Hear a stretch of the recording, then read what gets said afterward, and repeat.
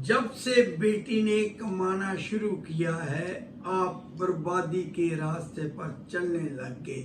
आपका काम धंधा चौपट हो गया। आज यही टॉपिक है।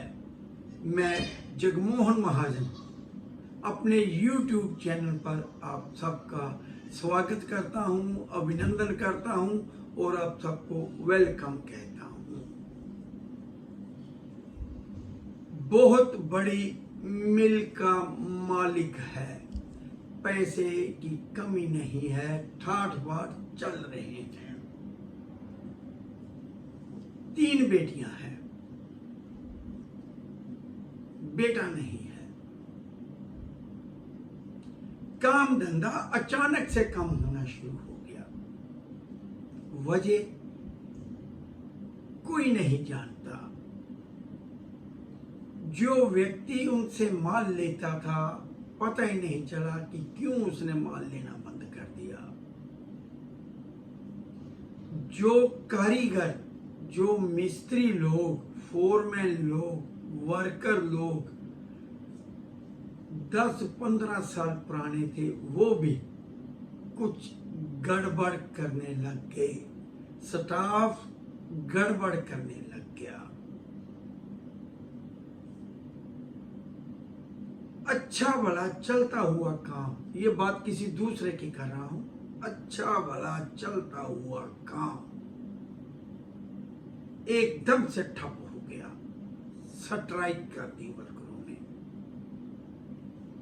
दुकान पर, ये तीसरे व्यक्ति की दुकान पर हमेशा ही ग्राहकों की भीड़ रहती थी। नकली माल बिल्कुल नहीं बेचा जाता इस दुकान पर। रेट फिक्स है, ये भी नीचे आना शुरू हो गया। यहां भी काम ठप। अच्छी भली नौकरी चल रही थी, नौकरी से निकाल दिया गया। अच्छी भली सरकारी नौकरी थी, करप्शन केस में पकड़ा गया। मतलब काम, व्यापार, नौकरी बहुत से व्यक्तियों की दाव पर लग गई। सब धंधे चौपट होने शुरू हो गए।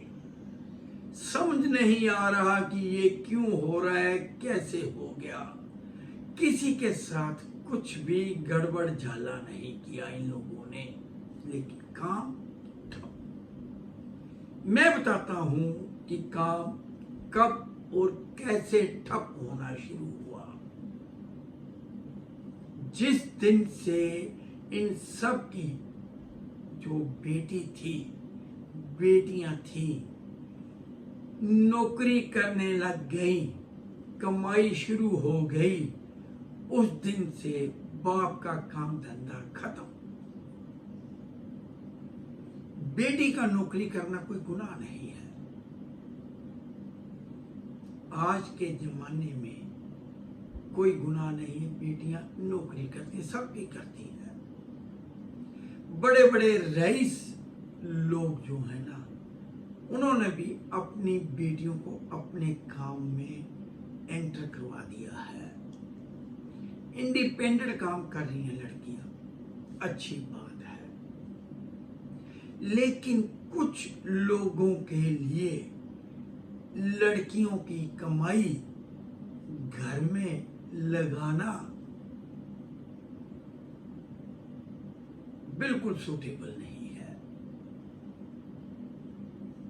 हमारे संस्कार, रीति रिवाज हमें बिल्कुल ये इजाजत नहीं देते थे। पुराने जमाने की बात कर रहा हूं, 100 साल 50 साल तक चले जाइए, ज्यादा पीछे ना जाइए। ये कहते थे कि बेटी के कमाई, बेटी के हाथों की कमाई नहीं चाहिए। यहां तक शायद आप अपने बुजुर्गों से बात करेंगे ना, तो छोटी उम्र के हैं, जो 50 साल से ज्यादा उम्र के हैं वो समझेंगे बात। जो छोटी उम्र के हैं वो अपने बाप से या और बड़ों से बात करें। जरूर सुना होगा कि बेटी के घर जाकर बेटी के घर का पानी तक नहीं पिया जाता था।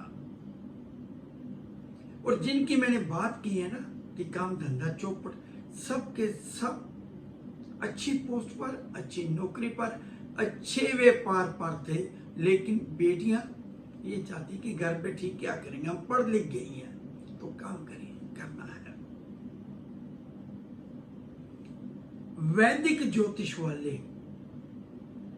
ये कहते गज केसरी योग, जन्म कुंडली में जिसके गज केसरी योग होता है ना, वो धनाढ़ होता है, अमीर होता है, रिच होता है, समाज में मान सम्मान उसका होता है। लाल किताब भी यही कहती। गज केसरी योग होता क्या है? गुरु और चंद्र दोनों का एक साथ हो जाना, एक दूसरे से सातवें भाव में दृष्टि संबंध बन जाना। जिन जिन व्यक्तियों की जन्म कुंडली में गुरु चंद्र एक साथ है, कभी भूल कर भी बेटी की कमाई ना खाएं। गुरु सोना, मान सम्मान, चंद्र चांदी। गुरु चंद्र सोने चांदी से भरा हुआ मकान, किसी तरह की चिंता नहीं है। सोने चांदी की भरपूर मात्रा ऐसे व्यक्ति के पास रहती, तभी इसे कहा जाता है गज केसरी। जितने भी आप रिच पर्सन देखेंगे ना, अमीर देखेंगे, मान सम्मान वाले देखेंगे, तो उनके कुंडली में आपको ये मिल सकता है गज केसरी योग। अब ये गज केसरी योग बर्बादी का कारण बन जाता है। गज केसरी योग वाले बेटी का डाइवोर्स हो गया, पैसा नहीं, पहले तो खुद ही ब्याही है ना अपने पैसे से, अब डाइवोर्स हो गया तो बेटी को वहां से पैसा मिला, जो समझौते का पैसा मिलना है डाइवोर्स का, वो मिल गया। अब बाप कहता है कि दोबारा शादी करेंगे, लगा देंगे पैसा, क्योंकि पैसे की कमी नहीं है। तो जितना पैसा मिला है अपने काम में लगा लिया, अर्थात बेटी का पैसा ले लिया, काम ठप, काम नहीं चलेगा। शायद इस बात का महत्व हमारे ऋषि मुनि जानते थे कि चंद्र और गुरु आमने सामने हर महीने आएंगे, हर उसके 15 दिन बाद फिर एक साथ भी होंगे, अर्थात महीने में 5 बार 5 दिन, 5 बार तो नहीं 5 दिन ये योग बनेगा। 2.5 दिन, 2.5 दिन, 2.25 दिन, 2.25 दिन, 4.5 दिन, 5 दिन, ये योग बनेगा। तो इसीलिए हर व्यक्ति को ये हिदायत दे दी गई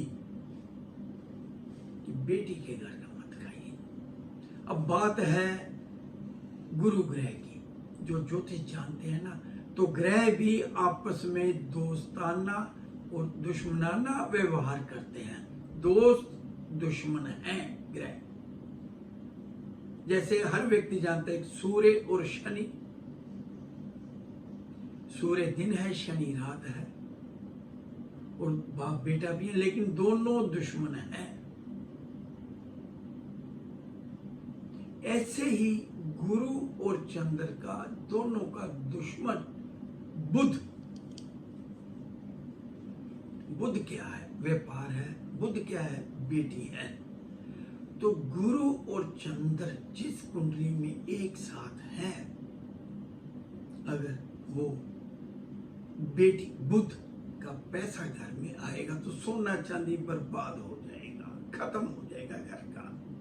तो इसलिए फिर से मेरी बात पर गौर करें, वो व्यक्ति खास करके जिनके ये गज केसरी योग है, गुरु चंद्र एक साथ है, गुरु चंद्र एक दूसरे साथ में भाव में है, बेटी का बहन का पैसा प्रयोग ना करें। हाँ, बेटी नौकरी करती है, करवाएं, उसका सेविंग अकाउंट खोल दीजिए, करंट अकाउंट खोल दीजिए, उसकी कमाई उसको कि तू अपनी जोड़ती जा अपनी शादी पे, चाहे वो खुद पैसा खर्च कर ले, आप भी करिए। मतलब उस कमाई से, बेटी की कमाई से कुछ भी अपने घर में ना लाया जाए। घर का राशन पानी, घर का खर्च उसकी कमाई से ना चलाया जाए। तो जो गज केसरी वाले व्यक्ति, गुरुचंद्र एक साथ वाले व्यक्ति बेटी की कमाई से घर चला रहे हैं, वो जिंदगी में तरक्की नहीं कर पाएंगे, प्रॉब्लम में रहेंगे, एक नहीं कई प्रॉब्लम। और जो काम कर रहे हैं, काम अच्छा है।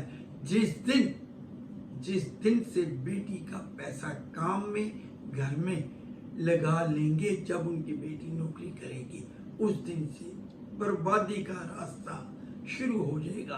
तो ये कहूंगा मैं कि बर्बादी को अगर न्योता देना है, इनवाइट करना है, इनविटेशन देना है किसी गज केसरी वाले ने, तो बेटी का या बहन का पैसा खाए, पैसा ले, पैसे की कमाई से घर चलाए, तो बर्बाद होने में ज्यादा समय नहीं लगेगा। तो यह है लाल किताब की खूबसूरती। योग से शुभ फल कैसे लें? एक कहते हैं दोष, एक होता है योग।